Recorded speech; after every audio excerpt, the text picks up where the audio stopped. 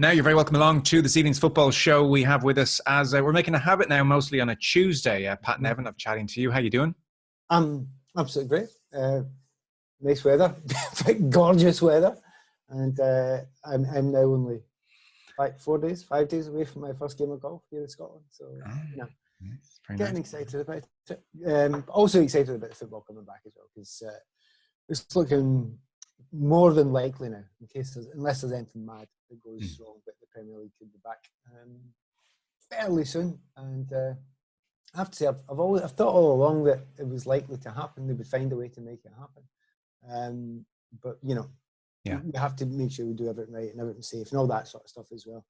But it's going exactly the direction I thought it would go. So there was too much money at stake for it not to happen. I think that was the simple underlying truth.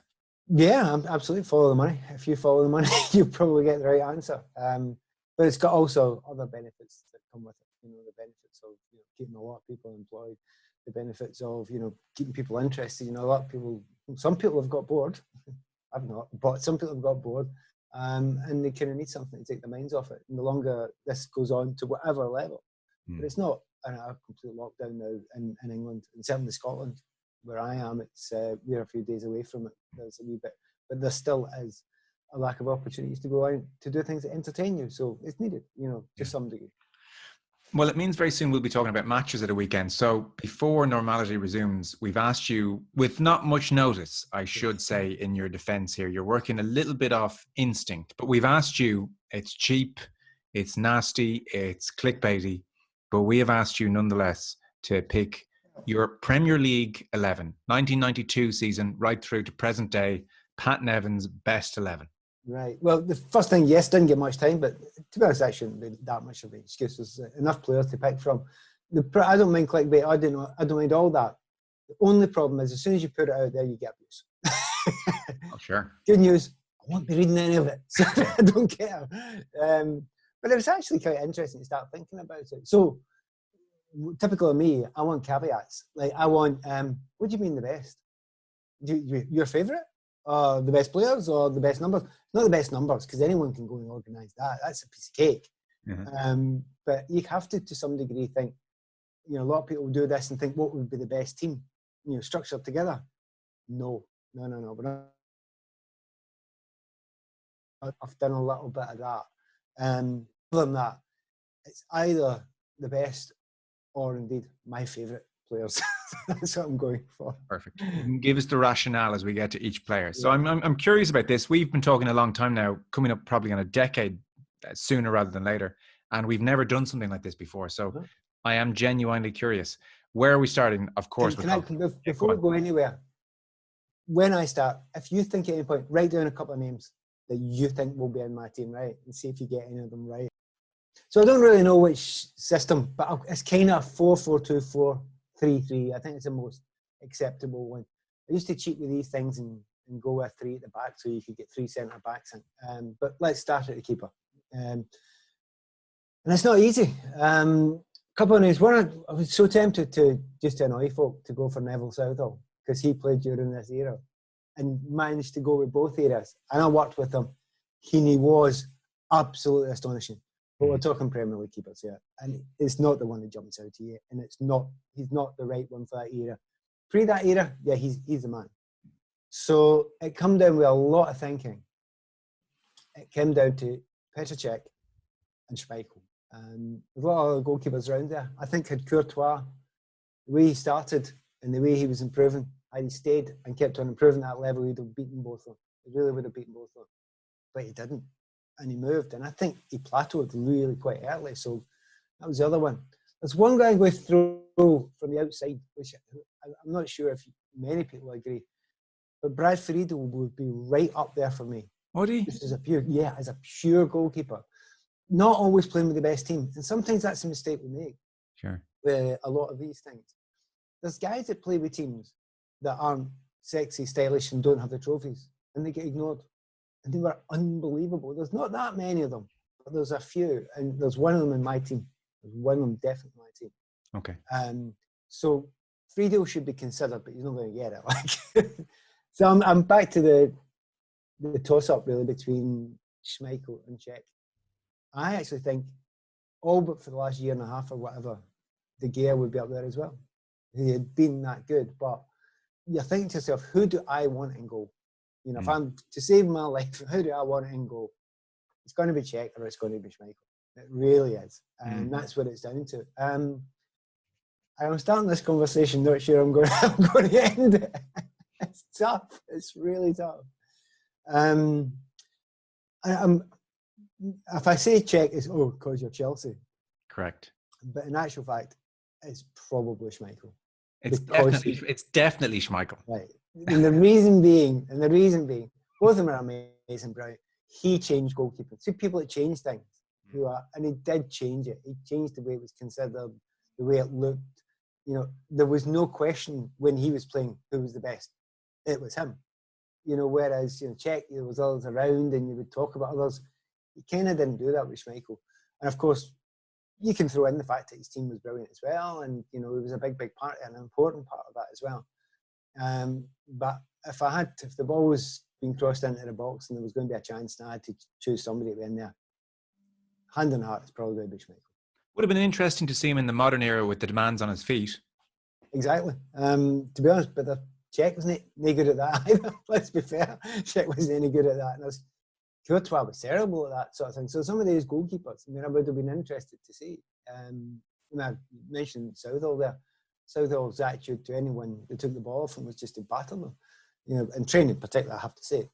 So he maybe wouldn't have done so well with the ball at his feet either. So they'd have had to adapt to it. But not sure about it. You can look at it. Czech, he improved a bit, but miles away. Nowhere near to the standard of the Arsons, etc. And so it's a big old jump for them to do it. But you only play in the times you can play. You know, if you are coming through now and you have to have different skills, you will adapt those different skills. Yeah. And I'm sure they would, had they been given the backing. I feel sorry for, I'm mentioning Czech there. It's not his fault. Those rule changes came in after he'd learned all his skills. That's not them. It's not their fault. Keepers coming in now, you better be any good with your feet. There's no excuse for you now. You just better be pretty good because it's part of the game. So whereas they've got an excuse, the modern ones have got less excuse. Right back. Right, can I say this is the hardest position?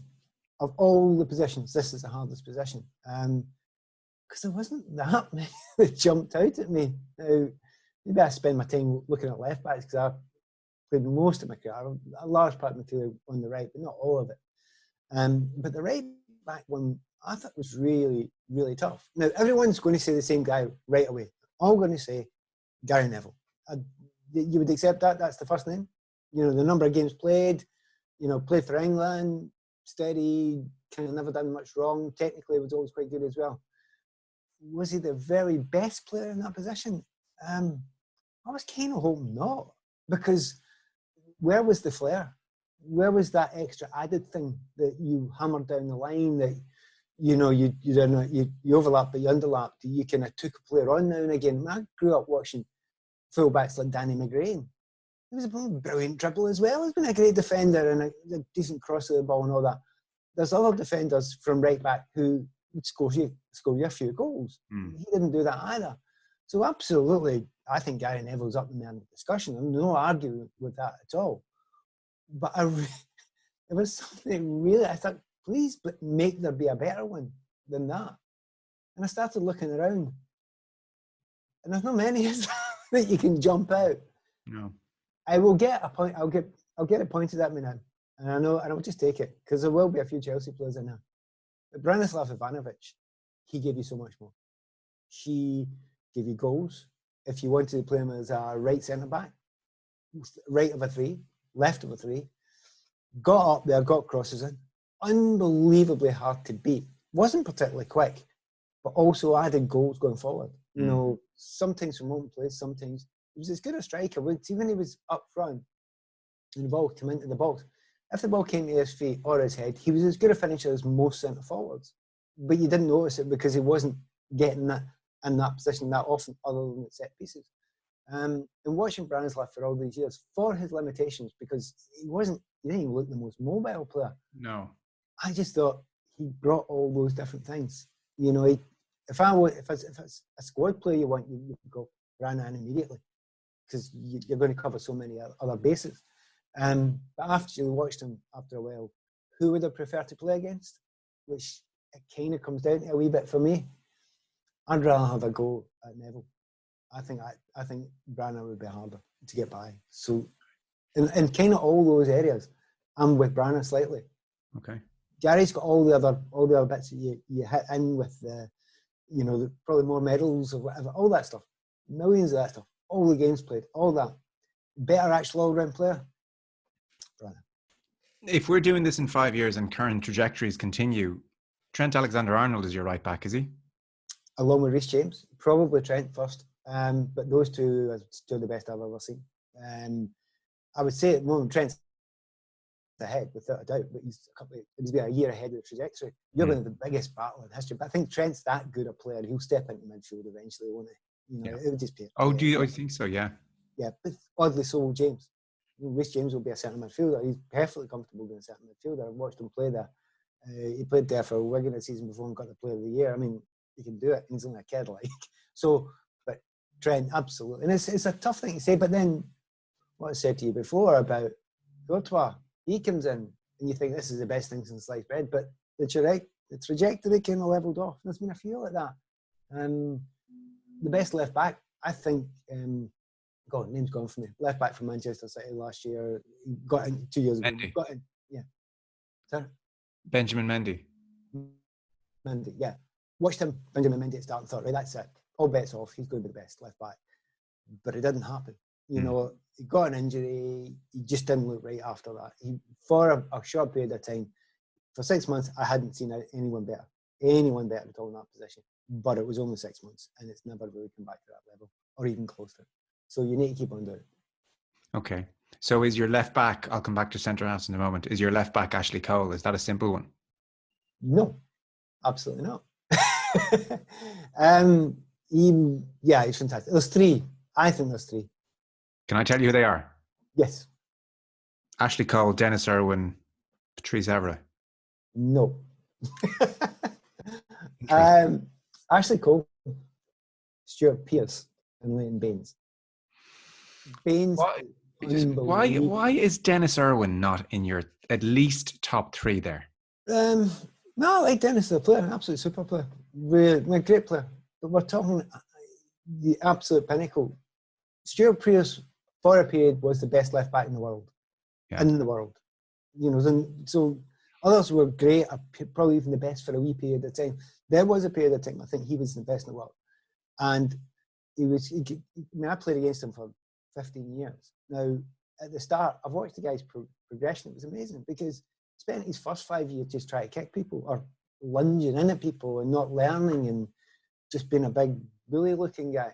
And he just got better and more sophisticated the entire time, every time, improve. Mm-hmm. When you start looking at his numbers of goals that he added, the free kicks, the penalties, and the fact that he's playing for Nottingham Forest. He ended up going down the leagues, and he stuck by them. You're not telling me that he could have spent an eternity with Manchester United and no one would have got him out of his position. No chance. Not a hope. He would have been a fixture there. He'd have been a fixture at Arsenal or Chelsea or anywhere. He would have been the one, and he wouldn't have moved him. Ashley Cole as a player was brilliant as well. I mean, no doubt about it. Throw him in there, obviously, because he had just about everything you want for an all-rounded left-sided player. He wasn't amazing at crossing the ball. That's another thing you get. Pearce, power and the precision of his crosses was very, very good, right up there with the top ones as well. The reason why I throw Baines in there, the free kicks, the intelligence of movement and understanding, I think he nodded that something was coming. If Baines would play for Barcelona with his style, that's fine, because you could play that style and you could do your 1-2s and play tiki-taka. You'd be comfortable in that as well. I would be very, very happy with him doing that. To be honest, on the right-hand side, Coleman gets a shout as well because he was just about the same level. So I'm with you with that one, that these people shouldn't be ignored. But we're talking about absolute rarefied level here, and that's why I would put them three. I did think about Dennis. It's not that I've forgotten him. I did think about him. And if you're talking about nice guys, he's in the team right away. Maybe first pick. But I'm kind of with Piercy. And Piercy, he really did change it. And think about how long. And by the way, another mate of mine, Lasso, because he's a mate of mine, kind of counted against him a wee bit because I knew him so well. I'm thinking, not sure. But when you go back to my original discussion about right backs, who would you rather play against? Be serious. I mean, be serious. Mm. I loved playing against Stuart Pearce for one reason. He was the best, and he was the hardest by the end of his career to get by. And also, you spent your time going that way, chasing back behind him. So Okay. Stuart spent a lot of time out with the Premier League, but it wasn't his fault. He was good enough to be in it all the time. Okay. Give me your centre-half pairing then. By miles the hardest. By miles, by a million miles. Would you agree with that? I have given this no thought prior. I was doing other pre-records. I've just come on. You're hitting me. I've given this no thought. Right. Okay then. Give me the 4 or 5 in contention. At least. Right. Okay. I'll go here.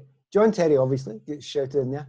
Yip Stan, Virgil van Dijk, Vincent Kompany, Ricardo Carvalho, who I adored, Rio Ferdinand. Wow.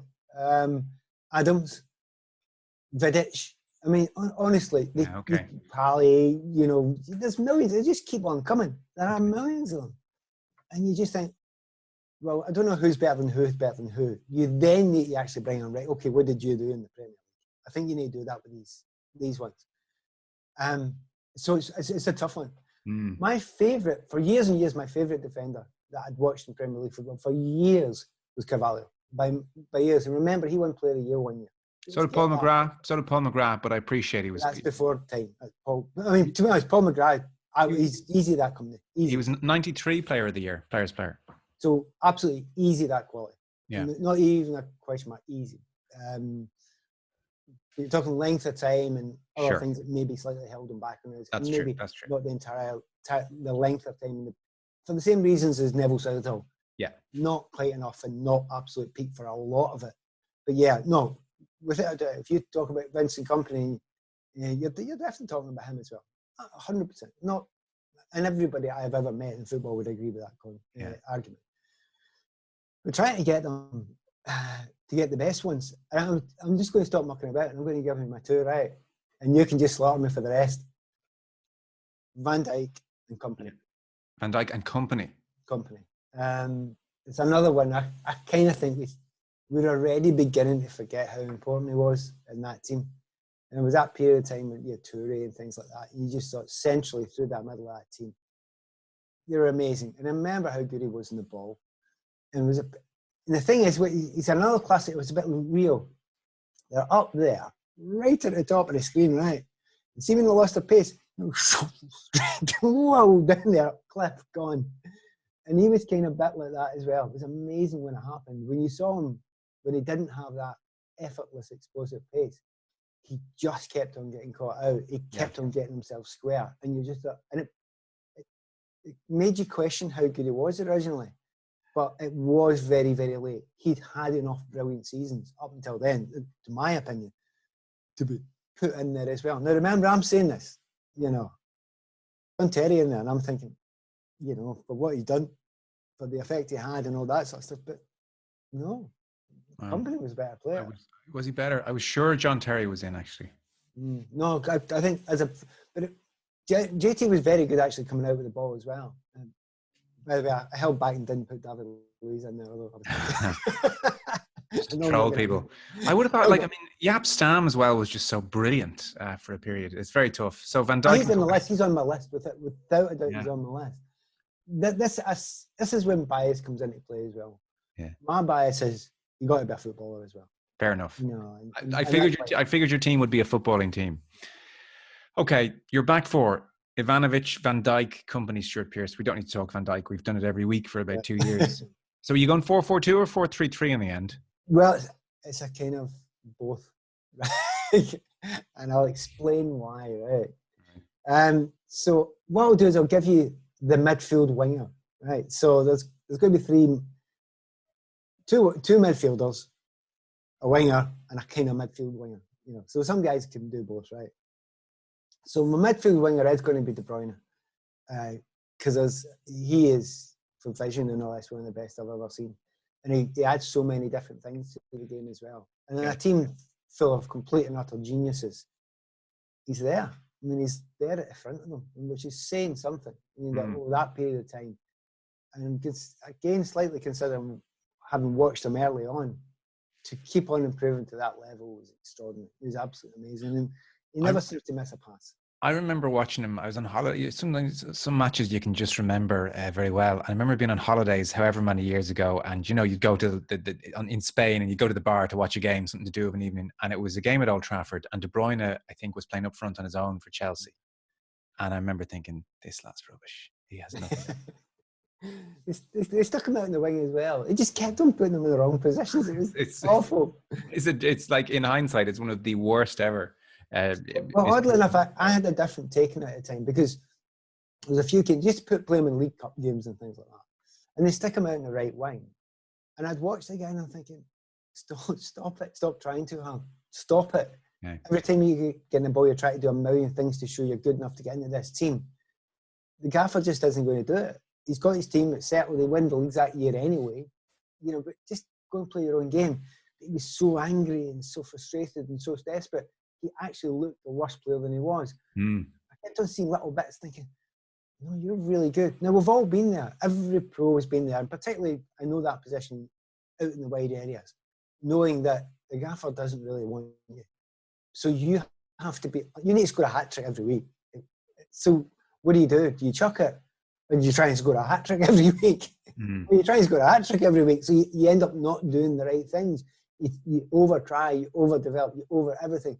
It was very, very clear to me at the time that De Bruyne was doing that. Oddly enough, Salah wasn't doing it at the time, but De Bruyne was doing it, and it was so upsetting to see. But then he goes away, comes back, and then you can put him right wing, you can put him left wing, you can put him centre midfield, you can put him anywhere, and he'll probably be the best player in the field. Okay, so given that we're on Irish radio, for your central midfield positions, will I just chalk in Roy Keane and we move on? Nope. I knew you didn't have him in. I knew you didn't have him in. Because I remember a while back when, I think it was when Gerrard retired, you were saying you had Gerrard above Keane as an all-round midfielder. So I figured you wouldn't have Keane in here. How close was Keane to your team? If I was picking a team to win the game, Keane would be playing. He would put him straight in. If I wanted to win the game and have all these other players around that I've got, I would put Keane in, because I need him. And I need all that stuff in there. And and I might now win 4-5, 6-0. Team I'm putting out is probably going to win 6-5. And I'd rather watch that. And that's all it is. The reason why, if you're right to put Keane and Gerrard in the argument between the two, because they're not similar as such, but they have a lot in common. They were so core to their team, to their group. But there was a period where Stevie G was the team, and it was a long period where he was basically the entire team. And there was periods where they were fighting and battling for competitions, and it was only him. The rest of it was all right, but it was very all right. And Stevie G now and again, and it's only when going to games, and it is going to games that made me think the way I thought about Stevie. It's because this is the classic. He was the best defender, the best midfielder, and the best obstacle on the field. And it was one guy, and I used to think, that's ridiculous. Yeah. And it was, I really would put him up there, the best I've ever seen. And I remember I loved watching Brian Robson in his day in a similar way. You always felt as if there was 3 of them on the pitch, and it was horrible. They had extra men on the pitch because they had all the, the Stevie Gerrards or indeed all the Brian Robsons, because they were everywhere. It was so annoying, and it's hard to explain what these guys. A wee bit like it's like just now. How did you get there? You were over there. You don't get it.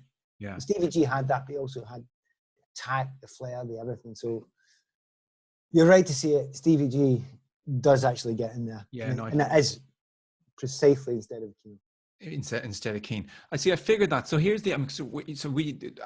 Me and all Irish people are biased horribly on this.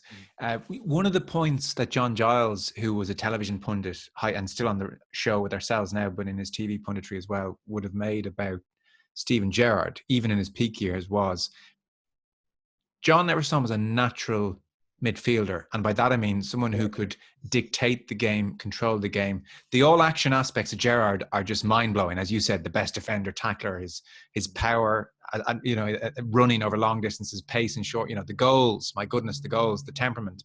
But actually,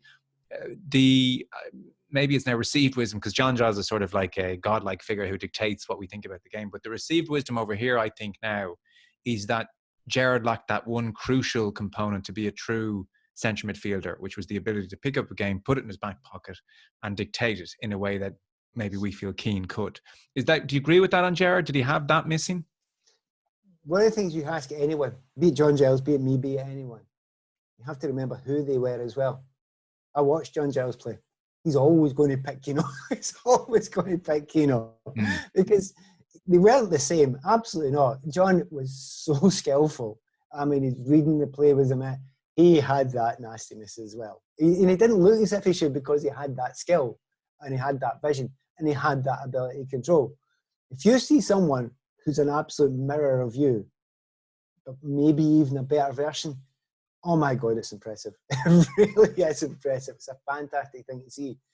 And that's what it is. And it's not even because he's Irish. I think John Giles, anytime I've talked to him, he would just tell you, and we know, he would tell you straight, wouldn't he? It's nothing got to do with Keane being Irish. Nothing. It's because he thinks he is the best.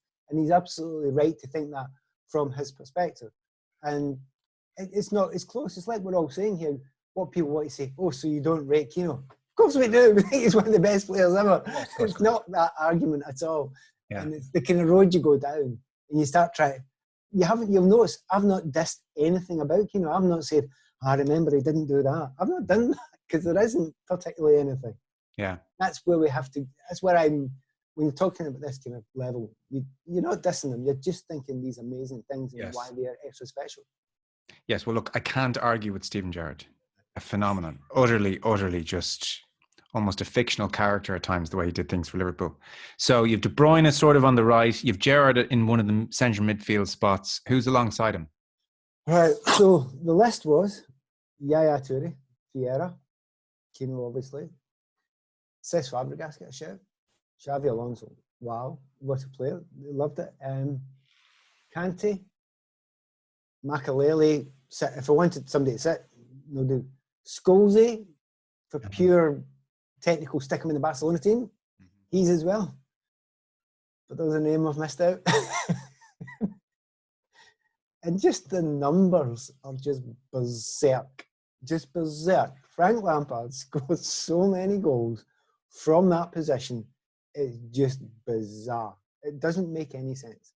I still can't get my head around it. Is he a better player than 5 of those guys I've just mentioned? No. They're all better than him. They're all better footballers. They all showed to be better footballers. Mm-hmm. But those numbers over that period of time and the effect that he had in that group that he was playing with was absolutely astonishing. And it took me years and years and years to understand what he was doing, how he was doing it, because he made it look so damn stupid, stupidly easy. Oh, he's got another tap in. Oh, he's got another tap in. And then I've explained to you before, it's all about this manipulating your body to always get a one-touch, timing, vision, thinking ahead, all that sort of stuff. Sort of stuff it's easy to say, it's unbelievably hard to do. But the more you studied them, the more you thought, nobody can do that to any level. We've all seen somebody. I remember Brian McClare used to do it really years before, possibly your time. A guy called John Watt used to be amazing at it. I say Robbo, this late arrivers, they were amazing at it. No one's come close. Just look at the numbers. I played with Kerry Dixon at Chelsea, right? 193 goals, and I thought, well, no one's ever going to get near that. You tell me a midfielder's going to beat it, I'd say you're off your head. You're a nutcase. The numbers are unbelievable. And I know everyone will say, my argument about this, Lampard and Gerrard, they didn't work together. The problem was what was wider than them. And I've got people wider than what will do the job that need to do. Okay. De Bruyne, Lampard, Gerrard, who's your fourth midfielder come striker? So now we're really on a winger. I have to have a winger there, right? So I need my winger. So it was hard not to have two. Go on, how would you put? I'm throwing it at you first. Who would your winger be? It doesn't matter left or right. We're talking out and out winger. Well, wide attacker. Wide attacker. Well, wide attack is very different. Is it a front three? Well, if it's a front three, then I'm saying Henry is in that area. No, I'm keeping Henry for the centre forwards and all that. All those ones are all going to be centre forwards. Give me your 3 or 4 contenders, so I have a feel for the type of player you mean. Eden Hazard would be shouting. Okay. Maka maybe, but he was more central. Yeah. Ronaldo was quite good apparently. Giggsy, Mahrez, David Silva. There's a bunch. Okay. Well, it's hard, isn't it? I know what everyone's going to go. I know what everyone will go for. There's not even a question. Everyone goes for you're gonna. What I'm thinking here is you'll assume I'll say Ronaldo, and I can kind of stand over that. But I know you have a love affair with De Silva. Or with Silva, rather. I think most people would probably go for Giggsy. No, but even that Roy Keane Vieira documentary, Keane made the point, look, just because you've had a great career doesn't make you a truly great player. And Giggs, if he hadn't played for 20 gazillion years, I'm not going to diss Ryan Giggs either, but No, to be honest, horrible as he wasn't quite close to my last choice. There was a lot of people I would put in before him, 4 or 5. To be fair, and this is a name that hurts people, Gareth Bale for a period of time was the best. Premier League Gareth Bale, yeah. He was just unstoppable, and it was. You saw somebody who, of course you're going to Real Madrid. You're too good for everybody else. I mean, I kind of hoped he would go to Man United. I thought he'd be the perfect United player. Yeah. But there was a period there. And it's easy to forget it there because we've all been slightly. His position has been tarnished by this latter part of his career, and this suggestion that he's very like me in many ways. He'd rather be on the golf course just now. But no, I 100%. I think 08 Ronaldo gets in there, but go on, hit me. I think Ronaldo was brilliant at the time, but the Ronaldo turned up mostly when he went to. Sure, I'd accept that. And that's why it's not Ronaldo, and it's a pure bias. I described to you before, loving players like Giles, love Kino because it's him but only better. Silva is exactly me but only better. It's exactly the type of player I was trying to be, but a million times better. And I suppose if people are going, oh, Ronaldo, he was quicker, bigger, taller, Giggsy, faster, all that sort of stuff. The super intelligence of his game over this period has been extraordinary. And it's just kind of not dipped over that length of time. And to get to be that good and to live at that level, where you could actually be mentioned alongside Xavi and Iniesta, which you could be, that's world class for me, and I think most people who watched it for a period of time thought that. I will admit, hands up right now, a bit of bias. He is my favourite player of the Premier League era, so I was not going to leave him out. Just because if I had to have a choice of going to watch any player play, it was him. Maybe De Bruyne was a better player, or is a better player. Some others, I loved every player I've mentioned. I've loved watching. If I had to choose one to go and watch and just stand and stroke the chin and look at for the entire 90 minutes. Yeah. That was Silva. No, I get that aspect. I mean, there were days, there's games you remember where he just was poetry in motion and utterly dominated. What about the ultra big games, Champions League nights, severest to pressure? Did he dominate those games? Well, to the extent that anyone can dominate games of that level, but when it really came to crunch time, did we see the David Silva that you saw so routinely across the Premier League season? That's why he's out wide. He's not a dominator. He's not a dominator of games. I mean, if he was a central midfielder, I want him to be that big, massive. Okay, an impactor. I'll change the word from dominator to an impactor on those. He's had impacts in big games. There's been European, there's been World Cup games that he's had good impacts in as well. But maybe not. No, he's not the guy that scored the goal, but he creator a lot of the time. You talk about, I can give you lots of other people who probably won as many medals. I can tell you right now, what's his name? There's lots of guys. God, I'm bad. See me be away from football for a long time, and then you forget all the names quickly. In simple terms, have a look at the medals won by Pedro and the goals scored by him and the importance of him.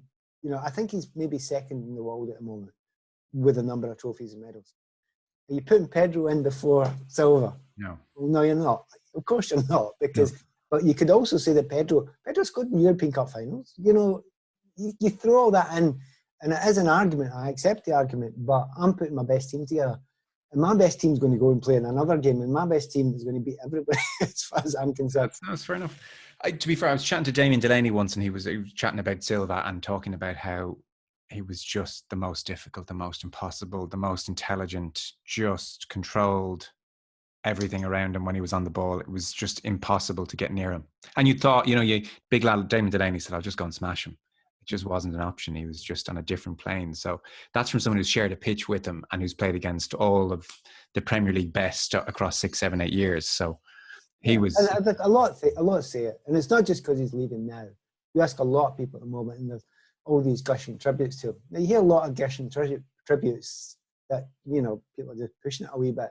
And I've never at any point think anyone's pushing it. They're all saying, no, that's what I feel about him. And certainly that's what I do. And it's back to that thing is, I still think I see things that other people don't see because that was what I tried to do. Exactly what I tried to do. And I'm going, oh my God, you didn't see what you just done there. It's amazing. And that's why I can love them. Okay. David De Silva, or I keep calling him David De Silva. I used to do that at the start, yeah. David Silva is in. Okay. Your two strikers, this is just utterly impossible. A bit like the centre half situation. Your two strikers, 1992 to 2020. Oh my God, that is it. I think the centre halves is really hard as well, but the centre forwards, it's right up there. I mean, there's people that you really should be in the running, like Luis Suarez, yeah? Yeah. But you're not going to, are you? It's a bit too bitey. So it just kind of annoys you a little bit. Yeah. You kind of forget it and you move it on. My only definite, I would say, without giving it the thought you have, and you've given it about a half hour's thought, with the notice we gave you, my only definite would be Thierry Henry. I just, almost actually, of the 11 positions on the pitch, I would say Henry head and shoulders above anyone who tried to do what he did. Yeah. Okay. Good. We've saved ourselves that issue. You saved yourself one player. The problem was, you play somebody who's good alongside him. Well, in actual fact, no, you don't, because Thierry could do that on his own. He could play off the left. The intelligence level, everybody knows how good he was, right? So, yeah, I think he gets in, which is a shame for somebody like Righty, because he's not going to get a sniff because Thierry Henry's there. Go back to Fowler, Owen, Harry Kane. I mean, his numbers are brilliant so far. And in time, you just never know. I think it would be rude not to mention Shearer. It'd be dreadful not to mention Rooney. You kind of have to say them as well. You're looking at players who you love. We not all love Cantona. Any football fan would love Dennis Bergkamp as well. All these people in there, and I'm thinking... Yeah, because we'd Lee Dixon on a while back, and he has Bergkamp above Henry. And I utterly understand that for pure skill. And again, match intelligence, which is the thing that, you're a connoisseur of football, you love. And he is absolutely one of them as well. It's hard to explain with Henry. It's another effortless level, again, I think. So you got them as well. But you're going through on Didier Drogba there. There was a period in Didier Drogba I say was the best centre forward in the world. The problem with Didier Drogba was it's quite a short period. It wasn't that long a period. And because I watched Chelsea very close, as you know, when he first came in, he used to drive me nuts because he was throwing himself about and all that sort of stuff. And there were games, to the point that you made before, there was a lot of games that he didn't turn up. There really were. The thing is, he turned up for the big ones every single time. He was the definition of the big game player, and the absolute definition of it. So for Drogba, you're kind of half tempted by that as well. I'm trying to think. I've written some names, right? Bergkamp. Yeah, I've got most of them that I've mentioned there. Is there any name that there's lots of names you could put. Like lots and lots of names. Manchester. Just go through all Man United centre forwards, but periods of time you've got another 3 or 4 names. Yeah, those are the ones, along with Sergio Aguero, that you can't not put Sergio Aguero in because of the number of goals he scored as well. So, one or the other. I just frantically Googled Premier League top scorers. So Alan Shearer's leading the way on 260. Wayne Rooney is second on 208. I mean, Shearer's numbers It's hard to argue. It feels very unfair not to include him. But Shearer's 260, Rooney is 208, Andy Cole is 187, by the way, and Sergio Aguero is 180. There's your top five. And it's top five in numbers. Then you have to go per game. That makes a difference as well. Yeah. You also have to remember the team they were playing in. You know, remember Shearer wasn't playing for the top team all the time. That really helps Shearer. That one massively helps Shearer. You're playing for Newcastle United and Southampton. You're not playing for Man United, Chelsea, and Liverpool. You know, so that is extraordinary that way. I'll be honest with you, I always did a slight down of two players. Again, just a bias. We've all got our own biases. Shearer and Drogba. Blunderbuss, you know, elbows, diving into people, get the ball in the mixer kind of thing. And there's a bit of the things that are very good. You know, I want to be the cerebral football. I like watching the cerebral ones as well. But when you look at both of those players, they've also scored some amazing goals that weren't just battering people and thumping people. They were fabulous goal scorers as well. So that was tough. And I can't even make a good argument for not putting Wayne Rooney in, except that I've not. I can't make a good argument against him. I can't, because he's done so much. You know, is it his fault they moved him into 4 different positions at various times? No. But he still managed to get all those numbers and do what he did with England. Yeah, it's amazing. Absolutely amazing. And the sadness of him is everyone thought he was going to be the best player in history. And because he wasn't, he was, you know, just below that level. What a letdown. What? No letdown whatsoever. It was amazing what he done. But I'm still not putting Rooney in there. Right, you tell me who you would have put beside him. I know my name. I know the name I'm going for. I think you are going Sergio Aguero. And I am going Wayne Rooney. It's nice when you don't agree on anything. I'm going to shockingly go Shearer. Are you really? David Silva doesn't want to look up and see Shearer staring back at him. You're right. And as a pure player, Aguero, but I kind of want everybody to be working as well. You know, and maybe Aguero for me, that's the bit that worked great stuff. He was so self-indulgent and selfish some of the time that I wanted somebody who was doing it for the team as well as for himself. Yeah. There was some, because I mean, I would have thought Aguero fits perfectly into your team that you want to win 6-5. Yeah. It's okay, you've got Only beside him. No, it's nothing against Aguero. You know, no, of course. So Shearer then. The Shearer numbers are outrageous. The Shearer numbers are with a team that weren't creating chances. Now, it's not about going down the line and putting it in the back post. It's a look up and he'll find, if you find him, he'll score. And he will. And you look at all those great ones in the past, such as Rush all the way to Greaves and all that. You find them, they'll score. And Shearer you'll find them, they'll score. And they will find them. And he's a classic centre forward. So there's not many British type players in my team, to be fair. But he's the one that sent out.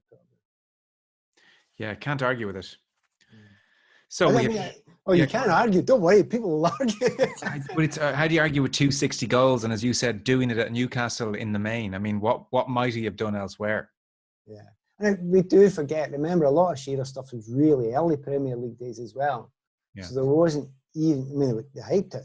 They certainly hyped it, but it's nowhere near the hype of now. Can you imagine putting somebody on who scored amazing amount of goals every week? You know, even like Aguero was. And by the way, it happened to be English. The television studio would explode every week. The excitement would just kill them, you know. So it was amazing that he'd done that. And a lot of people say that, you know, when Sky came on and the Premier League came on, and who really built the brand? Well, yeah, your Beckhams did as well, but you got to see Shearer in a big way helped build that brand brilliantly. And what he did with Blackburn, you think about it, Blackburn, they're never going to win the league. Oh, they have. I wonder why. Yeah. Yeah, that's it. So I think Blackburn and I think Ripley on one wing and who else on the other wing. And I think, you know, Newcastle, Shearer getting Ginola up against the wall and saying, swing it into the box, get to the end line and swing it into the box. What kind of goals is Shearer going to score in your team? I can see De Bruyne whipping in a few for him. No, but I don't think he's just going to get the whip in ones. I mean, my memories of Shearer a lot of the time, the ball's played up, he chests it down 25 yards out and melts it into the top corner. He scored a lot of long-range goals. And part of the reason for that is because his team's playing in the break a lot of the time. Yeah. But if you played him a slide-through ball, he will go on the end of it. He wasn't stupidly quick, but he made good centre-forward runs. And if when you've got intelligent players, again, the type of player, I was a creative player, and I know what I wanted in front of me. I mentioned earlier on, Kerry Dixon scored 193 goals at the top level for Chelsea. Yeah.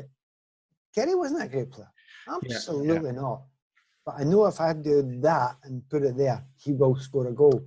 And all those guys will do exactly the same. You put it in that, you think of the angle balls that De Bruyne puts in, Shearer just finishes.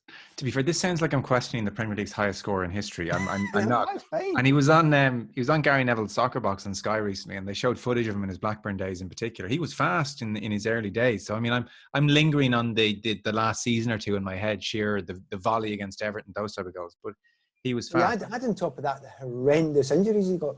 You had to reinvent. Horrendous injuries, the injuries that a lot of people wouldn't have come back from. Yeah. And then he comes back. I remember watching him come back for one of the leg breaks. I think he'll never be the same. 5 minutes into the game, you're going, you look better. You look stronger. It was amazing to see what he did after that. He might have slowed down a wee bit, but it didn't have a massive effect. I get the impression he brings your team a bit of steel, old school steel as well in the dressing room and beyond, which they might need. So Schmeichel, Ivanovic, Van Dijk and company, Stuart Pearce. That's a strong, by the way. Think about the physical size of that as well. That's all right for physique. Yeah. Frank Lampard, Steven Gerrard, Kevin De Bruyne, David Silva, and then up front, it's Alan Shearer and Thierry Henry. Happy? I am. And I know any modern football fan or coach will say, where's your holding midfielder? Don't need it with that defence. It's fine. Everyone, Vincent, Kompany and Van Dijk, both of them, I'm happy. Just take 1 and 1. You don't need cover. There is absolutely no need for cover. You've never needed it. I've never seen Van Dijk ever needing cover. It's okay. So people will tell you need a second midfielder. See with them two, you don't. You know, it's funny. I'm rewatching currently in full the 05 Champions League final, the Liverpool 3-3 draw, because we're doing a nostalgia piece on it later in the week. And Liverpool started that day with a midfield of Alonso and Gerrard. And honestly, I think Kaká, about 20 minutes in, looked around and said, are you two just giving me this 40 yards space to run amok all my own? And he took it. Gerrard, I'd have a holding one in. I'd have Keane in there. But I take your point on Lampard. It's very difficult. It's hard.